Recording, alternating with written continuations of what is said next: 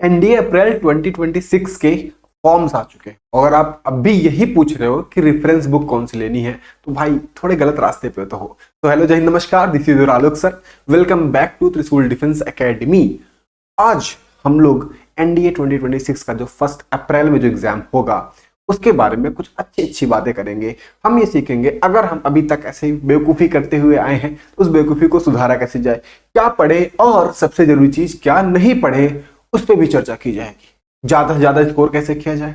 अच्छा, फिजिक्स में हम स्पेशली इसको क्यों लाए हैं इस बात को समझिए कि फिजिक्स में टोटल जीएस का जो क्वेश्चन आ रहा है, मतलब 50 सवाल आ रहे हैं, तो फिजिक्स 50% अकेले ले जा रहा है। उस बचे हुए 50% में बायो एंड केमिस्ट्री आ रहा है। तो बात यहाँ 25 क्वेश्चन की नहीं 50% की है। तो स्टार्ट करते हैं। हम कुछ चीजें बात करते हैं पहले कि फिजिक्स में आता कैसे है। तो एज यू नो ऑल कि हमारे पास एनडीए की अगर स्ट्रेटजी की बात करें, है ना, तो फिजिक्स में हमारे पास 25 क्वेश्चन आते हैं। कितना आते हैं? 25 सवाल आते हैं, जो 50 का करीब 50% है।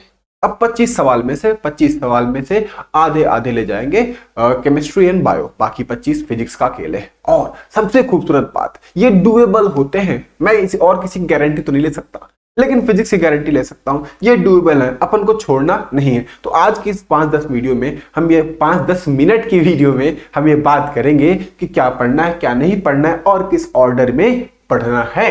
ठीक है भाई। अच्छा, फिजिक्स एक सपोर्टिंग सब्जेक्ट है, तो ऐसा नहीं कि इसी के चक्कर में और दूसरा मार्क्स अपना चौपट कराओ। तो अपने को सपोर्टिंग सब्जेक्ट कॉन्फिडेंस बूस्टर है, ये यहां से कॉन्फिडेंस आएगा। ज्यादा ताकत बचा के रखो अपनी मैथ्स के लिए। ठीक है भाई। तो अपने को अभी तो फील अपना ऐसे हल्का हल्का फील करो कि भाई ज्यादा परेशान होने की जरूरत नहीं है। हम सब कुछ चीजें आपके लिए लिख के आए समझाने के लिए कि भाई ये नोट कर लो जो काम की चीजें। ठीक है भाई। इसमें हमारा गोल क्या है कि अपने को सेफ मार्क लाना है, कॉन्फिडेंस बूस्टअप करना है। ठीक है, ज्यादा से ज्यादा गलत नहीं करना है, इसमें सही करना है। समझ आया भाई। चलो, तो टोटल क्वेश्चन 25 आते हैं, 4 नंबर का एक सवाल होता है। तो टोटल हमारे पास जो मार्क्स बनते हैं वो 100 सवाल बनते हैं। लेवल 9-10 पहले होता था, लेकिन मैं इधर कुछ सालों से देख रहा हूं तो बेसिक 11th-12th आते हैं। ठीक है, तो परेशान होने की कोई जरूरत नहीं है। अच्छा, जो 11th-12th वाले वो भी ऐसे आईटी नीट वाले नहीं है, परेशान होने की जरूरत नहीं है। नेचर कैसा होता है? मोस्टली कॉन्सेप्चुअल होता है भाई, और सिंपल फॉर्मूला बेस्ड सवाल होता है भाई। फोकस देके तुमसे पावर पूछेगा, ये सवाल आ रहा है भाई। वेलोसिटी देके, फ्रीक्वेंसी देके वेवलेंथ पूछेगा, ये सवाल आ रहा है। समझ आया भाई। तो परेशान होने की जरूरत नहीं है। वो भाई मोस्ट स्टूडेंट फेल, क्या दिक्कत होती है? तो वो सब क्या करते हैं भाई, हम जितनी मेहनत करेंगे ऑप्टिक्स में उतनी ही मेहनत करेंगे, थर्मोडायनेमिक्स में उतनी ही मेहनत करेंगे, वेव में उतनी ही मेहनत सेमीकंडक्टर को हम देंगे। ये देने की सबसे बड़ी बेवकूफी है भाई। अपने काम, यहां जीनियस बनना है क्या अपने को? नहीं ना, सिलेक्शन से मतलब है भाई। तो अपने को क्या करना है, सब चैप्टर्स इक्वल ट्रीट करते हैं, सबसे बड़ी गलती है। टफ न्यूमेरिकल्स पे टाइम वेस्ट करते हैं, जरूरत नहीं है। कुछ सवाल एग्जाम में ऐसे ही आए छोड़ने के लिए, 1-2 सवाल छोड़ दे भाई। ठीक है भाई। पीवाईक्यूज, हाँ, जब ड्यूरिंग प्रिपरेशन हम सबसे बड़ी गलती, सारा पढ़ लेंगे, पीवाईक्यूज देखेंगे नहीं तो हमें पता ही नहीं रहेगा कि किस टाइप से लैंग्वेज आती है। हमें आता सब है बट हम पढ़ना नहीं जानते। तो लैंग्वेज पढ़ना वो कहां से आएगा? पीवाईक्यू से आएगा। तो सबसे जरूरी चीज है, हम फेल करते हैं क्योंकि हमारे पास इंटेलिजेंस की कमी नहीं है, बट हमारी रॉन्ग स्ट्रेटजी है। स्ट्रेटजी को सही करना है। तो अब हम बात करते हैं सबसे ज्यादा इंपॉर्टेंट जो चैप्टर्स है, उसमें सबसे पहला एकदम शहंशाह है भाई, उसका मैकेनिक्स है, क्लास 11th का। मैकेनिक्स में हमारे पास यूनिट डायमेंशन है, लॉज ऑफ मोशन है, वर्क एनर्जी पावर है, ग्रेविटेशन है। यहां से 7 से 8 लिखा भले है, मैं कह रहा हूं यहां से 9 से 10 सवाल आते हैं। अब मतलब अगर देखा जाए तो 25 में से 10 सवाल, मतलब करीब 40-50% तो अकेले मैकेनिक्स ले जा रहा है। अब इसमें भी अगर स्ट्रेटेजी से पढ़ा जाए तो लॉज ऑफ मोशन से वही लिफ्ट वाले सवाल आ जा रहे हैं। ग्रेविटेशन में भैया वो ऑर्बिट में घुमाया जा रहा है, ऐसे सवाल आ जा रहे हैं भाई। तो स्ट्रेटेजिक व्यू से अगर पढ़ा जाएगा तो मजा आ जाएगा। खैर, इसको तो नहीं छोड़ना है भाई, मैकेनिक्स तो गलती से ना छोड़ना। अगला टॉपिक क्या रहेगा सर? ऑप्टिक्स। क्या आएगा? ऑप्टिक्स। अब ऑप्टिक्स और थर्मोडायनेमिक्स में आपस में मिक्स कर सकते हैं, जिसको जो पसंद हो। अच्छा, ऑप्टिक्स तो मैं ज्यादा, इसमें भले ही थर्मोडायनेमिक्स लिखा रहूंगा, ज्यादा मैं ऑप्टिक्स को प्रायोरिटीज ले देता हूं कि भाई पढ़ना ही नहीं तो सो के पढ़ो, तब भी ऑप्टिक्स समझ आ जाता है यार, और कहीं तो दिमाग लगाना पड़ता है। तो इसके बाद जो प्यारा अपने पास टॉपिक बचता है वो ऑप्टिक्स बचता है, जहां पर रे ऑप्टिक्स में reflection refraction, defect of vision से सवाल आता है भाई।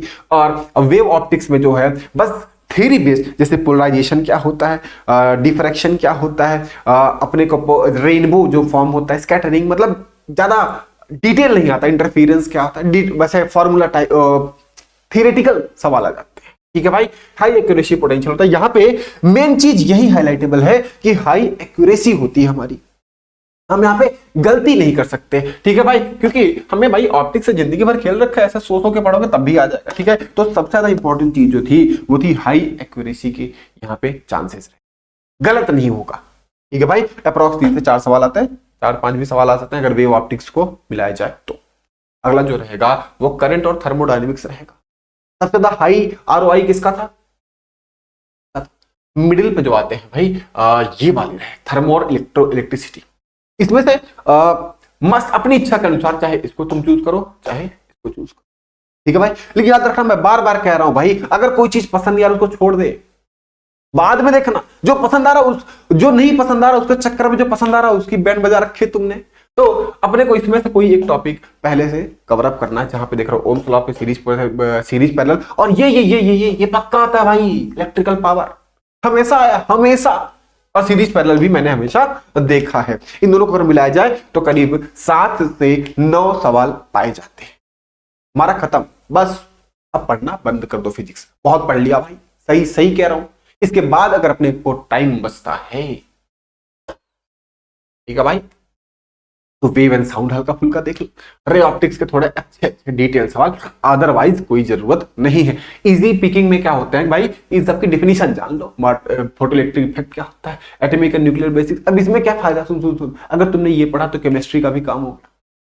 लेकिन सर नहीं टाइम है, मत पढ़, मैं कह रहा हूं मत पढ़।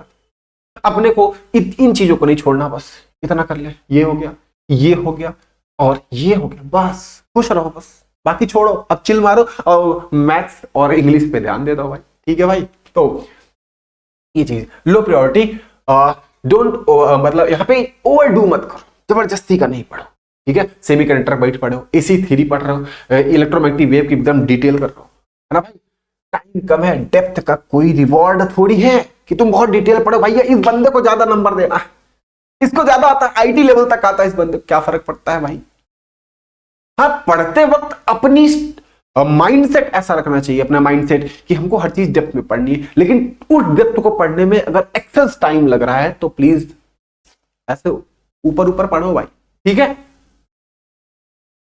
करेक्ट स्टडी ऑर्डर सर सब समझ तो गए, लेकिन शुरू कहां से किया जाए, तो यूनिट डायमेंशन से पढ़, लॉज ऑफ मोशन तक पहुंचोगे, ऐसे पूरा ऑर्डर बना रखा है मैंने एकदम सुंदर सा, जहां तक पहुंच पाओ वहीं तक पढ़ो, बस बढ़िया चीज बता रहा हूं, परेशान होने की जरूरत नहीं। हाँ, अपना जो माइंडसेट रहेगा वो तो रहेगा ही कि हम ज्यादा से ज्यादा कवर अप करें। मैंने कहा ना फिजिक्स का, और मैं इसको अगर कंपेयर करता हूं हिस्ट्री, पॉलिटी और किसी भी सब्जेक्ट से, ठीक है भाई, तो वहां पे चांसेस होते हैं हमने यहां से पढ़ा और शायद यहां से सवाल आए। तुमने कोई हिस्ट्री पढ़ी, क्या पता उस रीजन से सवाल लाए, किसी और रीजन से सवाल आ जाए, इसकी तो गारंटी है। तो इसको छोड़ना सबसे बड़ी बेवकूफी है, क्योंकि अगर तुम यहां पे 10 मिनट दे रहे हो तो तुम्हें पता है उस 10 मिनट की कीमत तुम्हें वापस मिलेगी। ठीक है भाई, उस सेक्शन से सवाल कंफर्म आएगा। ठीक है, इस बात को ध्यान में रखना है। अवॉइड क्या करना है, 10 बुक ना पढ़ो भाई, 10 बुक पढ़ रहा है नहीं, फिर ये भी पढ़ लेंगे, ये भी पढ़, कोई भी एक जो तुम्हारी इच्छा उठा ले बुक, वही बहुत है। कोई भी इंडिया की मार्केट से बुक उठाओ, अच्छी सारी अच्छी। ठीक है भाई, लॉन्ग डेरिवेशन, क्या जरूरत है डेरिवेशन, नंबर मिलेगा। जेई नीट वाले तुम लेवल सवाल लगा रही है भाई, आइंस्टीन बनेंगे हम अगले। ठीक है भाई, अभी जिंदगी में समय मिले इसके बाद तो करना, अभी मत करो, एग्जाम में नंबर लाओ। ठीक है, और बस दबा के नोट्स बना रहे, पढ़ना नहीं दोबारा, तो ये गलती मत करना। ठीक है भाई, तो सिर्फ नोट्स नहीं बनाना है। लास्ट अटेम्प्ट सितंबर में जिसका एग्जाम था वो फेल कर गए, ठीक है, तो उनको लगता होगा कि भाई मेरा किस्मत खराब है, हमारी तो किस्मत ही खराब है। या फिर दूसरे बच्चे क्या सोचेंगे, सर हो सकता है मेरे अंदर उतनी बुद्धि नहीं है, मैं उस लायक नहीं, मैं ऑफिसर बनने लायक नहीं हूं। मैं कहना चाहता हूं हमारी जो गलती हुई वो स्ट्रेटेजी में हुई है, बस किस वे से पढ़ना है उसमें गलती हुई है, ना कि हमारी इंटेलिजेंस कम है और ना ही हमारा लक खराब है। तो अपने इन सब फोबिया से बाहर आओ और तैयारी को शुरू करो। है भाई। और उस जो तैयारी है उसमें हम साथ रहेंगे, त्रिशूल डिफेंस एकेडमी की पूरी टीम साथ रहेगी आपके। सब लोग आओ और फटाफट ज्वाइन करो हमारी बैचेस, ठीक है भाई। चल फाइनल टेक आउट जो आपको चाहिए आप चाहो तो यहां से उठा सकते हो, बाकी और किसी दिक्कत में हूं तो मैं तो हूं ही हाजिर, कोई भी दिक्कत हो आई एम हियर, ठीक है। This is your Alok sir. हमारी बैचेस आपको पता ही है, नो नीड। सिर्फ हमारे फाउंडर आपको पता ही है, एसएसपी गुरु अनु मेहरोत्रा सर, एसएसबी असिस्टेंट है हमारे। इस जगह आपकी फोटो चाहिए भाई, एक फोटो आपकी भी चाहिए, और किसी भी दिक्कत के लिए आप हमारे नंबर पर कॉल करो, ठीक है भाई। That's all for today. मिलते हैं कभी फिर किसी वीडियो में। जय हिंद, नमस्कार, मुस्कुराते रहो, ठीक है। आपने क्लास 10th के बोर्ड एग्जामिनेशंस दे दी हैं और आप सेना में अफसर बनना चाहते हैं तो क्लास 11 से ही जुड़े त्रिशूल डिफेंस एकेडमी के एनडीए फाउंडेशन बैच से, जहां आपको यूपीएससी क्वालिफाइड एजुकेटर्स मिलेंगे, एक्स आर्मी वेटरन्स मिलेंगे जो आपका सपना नेशनल डिफेंस एकेडमी का पूरा करेंगे। आज ही संपर्क करें।